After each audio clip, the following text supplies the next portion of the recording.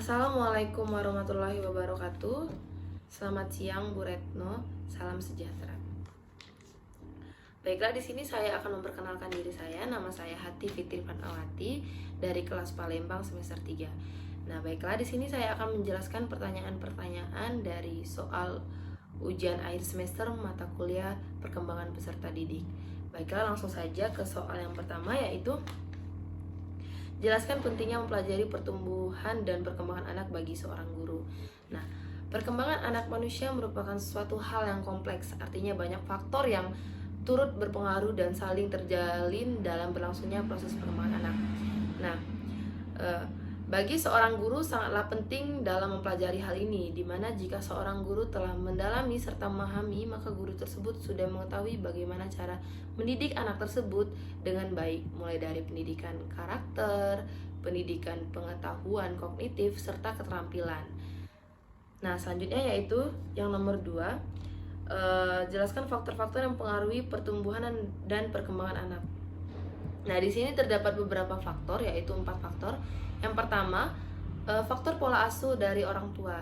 Tahapan pertama untuk melihat mengenai tumbuh kembang anak adalah mengenai pola asuh yang diberikan oleh orang tua kepada anaknya, di mana orang tua pada umumnya merupakan pendidik pertama bagi anak mereka, di mana bagaimana orang tua memberikan pola asuh yang baik dalam hal pendidikan karakter, bagaimana cara anak tersebut nantinya akan bersosialisasi dengan orang di sekitarnya, bagaimana dengan temannya, bagaimana karakter yang akan dibentuk terhadap dia dengan orang yang lebih tua. Di sini adalah peran bagi orang tua mendidik karakter anak tersebut menjadi individu yang lebih baik. Nah, selanjutnya yaitu sifat dasar genetik anak tersebut. Faktor yang mempengaruhi pertumbuhan serta perkembangan anak usia selanjutnya adalah dari sifat gen atau keturunannya. Nah, di sini gen dan sifat orang tua juga sangat menentukan bagaimana karakter dari anak tersebut, di mana gen tersebut dapat diwariskan kepada anaknya. Nah, maka dari itu di sini apabila terdapat gen-gen dari misalnya sifat yang misalnya kurang baik dari orang tuanya, dapat terus dilatih agar menjadi individu yang lebih baik. Terdapat juga gen-gen seperti orang tersebut sudah mengidap penyakit diabetes. Nah, penyakit tersebut juga dapat bisa diturunkan ke anaknya. Maka dari itu gen ini juga sangat mempengaruhi. Selanjutnya yaitu kondisi pralahir. Nah, kondisi ini merupakan kondisi saat masih di dalam kandungan, yang nantinya juga akan mempengaruhi anak saat sudah lahir. Misalnya dari segi fisik, di mana anak yang mengalami nutrisi yang cukup akan mempercayai ciri fisik yang akan mempunyai ciri fisik yang berbeda.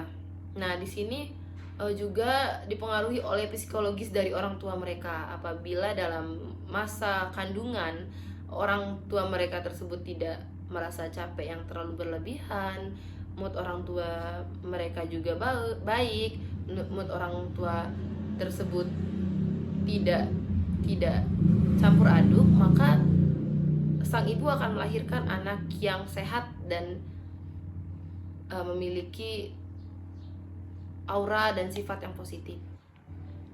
Nah, selanjutnya yaitu nutrisi dan gizi yang diberikan. Faktor yang mempengaruhi pertumbuhan dan perkembangan anak usia dini yang terakhir adalah mengenai nutrisi dan gizi yang diberikan oleh orang tua mereka terhadap anak. Nah, jadi apabila orang tua memberikan pola makan yang baik, gizi yang baik, dan secara fisik anak itu ternutrisi akan makanan-makanan yang memang benar sehat, maka tumbuh kembangnya pun juga akan baik karena ditunjang dengan nutrisi tadi. Jadi hal ini juga sangat harus diperhatikan oleh orang tua, bagaimana memberikan pola makan yang baik bagi anaknya. Nah, selanjutnya yaitu nomor 3, jelaskan hakikat pengalaman belajar anak. Nah, di sini terdapat beberapa faktor. Yang pertama yaitu keterlibatan dalam pengalaman belajar merupakan pengaruh yang amat penting terhadap pembelajaran. Yang kedua, suasana yang bebas dan penuh kepercayaan yang akan menunjang kehendak peserta didik untuk mau melakukan tugas sampai mengundang resiko.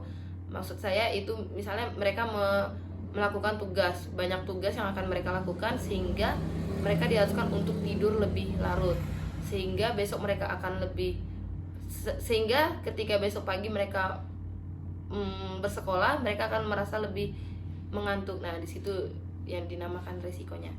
Nah, selanjutnya yang keempat yaitu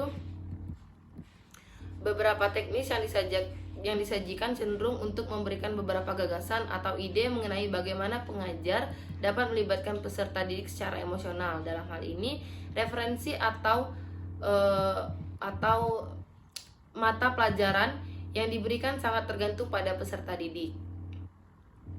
Nah, yang terakhir yaitu terdapat banyak sekali pengaruh-pengaruh yang dapat dipelajari sebaik mungkin dengan memulai beberapa model, yaitu pengajar atau guru yang memberikan pengajaran dalam berbagai hal, lalu menyatukan pengaruh. Sedangkan para peserta didik berusaha mencoba menurunnya. Dengan demikian model yang diterapkan serta banyak memerlukan pengalaman pendidik secara informal. Nah, gaya belajar inilah kunci untuk mengembangkan kinerja dalam pekerjaan di sekolah dalam situasi-situasi antara semua aspek. Nah, yang keempat yaitu kaitan antara pertumbuhan fisik atau jasmani anak dengan perkembangan intelektual anak. Nah, di sini pertumbuhan fisik adalah perubahan fisik yang terjadi dan merupakan gejala primer dalam pertumbuhan remaja. Perubahan fisik remaja tersebut bukan hanya menyangkut bertambahnya ukuran tubuh atau berubahnya proporsi tubuh mereka, tetapi melainkan juga meliputi perubahan ciri-ciri yang terdapat pada kelamin utama dan dari kedua belah pihak, misalnya antara perempuan dan laki-laki, baik laki-laki maupun perempuan. Perubahan fisik mengikuti ukuran-ukuran tertentu. Nah, selanjutnya intelektual atau kemampuan kognitif merupakan suatu bagian penting untuk melengkapi keberadaan fisik manusia. Nah, intelijensi pada masa remaja tidak mudah diukur karena tidak mudah terlihat perubahan kecepatan perkembangan kemampuan tersebut, dimana jika intelektual tersebut dapat terus berkembang apabila seorang anak tersebut mengasah pengetahuan mereka, maka IQ tersebut bisa terus meningkat. Nah, selanjutnya yang kelima yaitu kaitan perkembangan intelektual dan emosional anak. Nah, di mana hubungan kecerdasan emosional dan intelektual yang pertama adalah sebagai kunci keberhasilan belajar siswa di sekolah. Nah, pendidikan bukan hanya harus mengembangkan rasional intelijensi, yakni model pemahaman yang biasa digunakan siswa, namun juga harus mengembangkan emosional intelijensi siswa. Meski bisa dikatakan jika kecerdasan emosional atau IQ terbilang lebih baru dibandingkan dengan emosional intelijensi terbilang lebih baru dibandingkan dengan intelektual jelensi. Namun dalam beberapa penelitian sudah mengisyaratkan jika kecerdasan emosional tidak kalah penting dibandingkan dengan kecerdasan intelektual. Nah, mengelola emosi menjadi sebuah kemampuan dalam mengenai perasaan supaya nantinya bisa diungkapkan dengan tepat atau selaras sehingga bisa didapatkan keseimbangan dalam diri individu. Hal tersebut hanya bisa didapatkan jika seseorang memiliki kecerdasan intelektual dan dengan intensitas terlalu lama, maka akan mengganggu kestabilan orang tersebut. Kemampuan tersebut meliputi kemampuan untuk menghibur diri sendiri, melepaskan kecemasan, lalu kemurungan ataupun ketersinggungan, dan beberapa akibat yang ditimbulkan serta kemampuan untuk bangkit dari perasaan-perasaan yang menekankan. Nah, pengaturan mandiri yang juga dikenal dengan manajemen diri menjadi komponen terpenting. Nah, di mana kecerdasan emosional dalam psikologi dan kecerdasan intelektual Ketika seseorang memiliki pemahaman yang jelas mengenai emosi, maka orang tersebut juga eh, akan memahami cara mengelolanya dengan sangat efektif.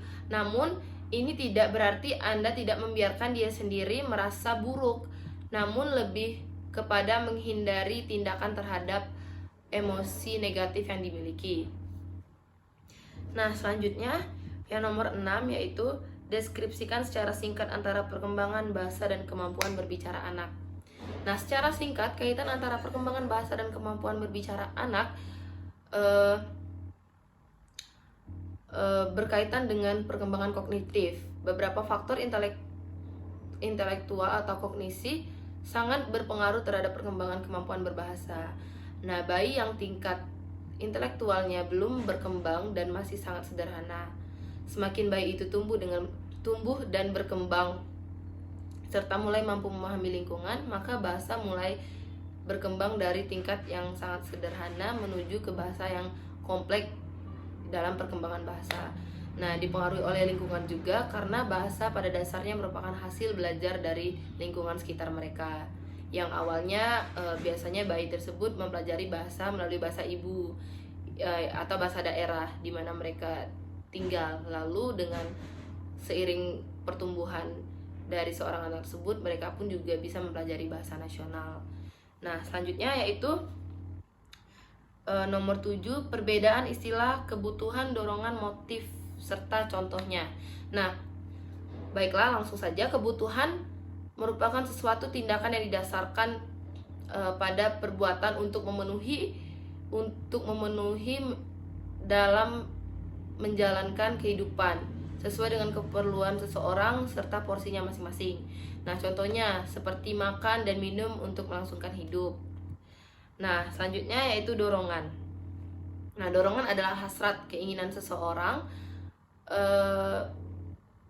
dalam suatu tindakan berdasarkan naluri. Contohnya suatu tindakan yang dilakukan seseorang berlandaskan suatu hal atau alasan tertentu. Contohnya yaitu melindungi atau membantu seseorang yang membutuhkan. Selanjutnya yaitu motif, melakukan tindakan. Motif suatu tindakan yang dilakukan seseorang berdasarkan alasan tertentu atau suatu hal, di mana hal tersebut terdapat latar belakangnya. Contohnya yaitu motif orang melakukan tindakan kejahatan di mana terdapat alasan seseorang tersebut melakukannya. Nah, yang terakhir yaitu ciri perkembangan sosial pada masa remaja anak. Seperti halnya pada semua periode yang penting, setelah rentang kehidupan masa remaja mempunyai ciri-ciri tertentu yang membedakan dengan periode-periode sebelumnya dan sesudahnya. Masa remaja ini selalu merupakan masa-masa sulit bagi remaja maupun orang tuanya. Menurut penelitian, terdapat kesulitan itu berangkat dari fenomena remaja sendiri dan beberapa perilaku khusus. Yang pertama yaitu remaja mulai menyampaikan kebebasan dan haknya untuk mengemukakan pendapatnya sendiri, tidak terhindarkan. Ini dapat menciptakan ketegangan dan perselisihan dan biasanya menjauhkan remaja dari keluarganya. Apabila tidak memiliki komunikasi yang baik, maka hal tersebut bisa jadi terjadi. Yang kedua, remaja lebih mudah dipengaruhi oleh teman-temannya daripada ketika mereka masih kanak-kanak. Ini berarti bahwa pengaruh orang tua semakin lemah.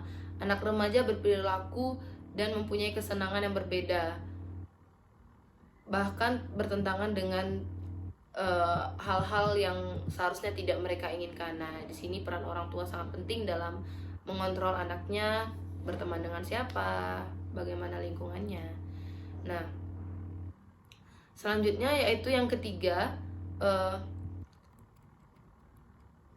remaja mengalami perubahan fisik yang luar biasa, baik pertumbuhannya maupun seksualitasnya. Perasaan seksual yang mulai muncul bisa menakutkan dan membingungkan serta menjadi sumber perasaan yang salah, dapat juga frustasi. Nah, yang keempat, Remaja sering menjadi terlalu percaya diri, overconfidence, dan ini bersama-sama dengan emosinya yang biasanya meningkat, mengakibatkan sulit menerima nasihat dan pengarahan orang tua. Dan di sini ego dari remaja tersebut mulai meningkat.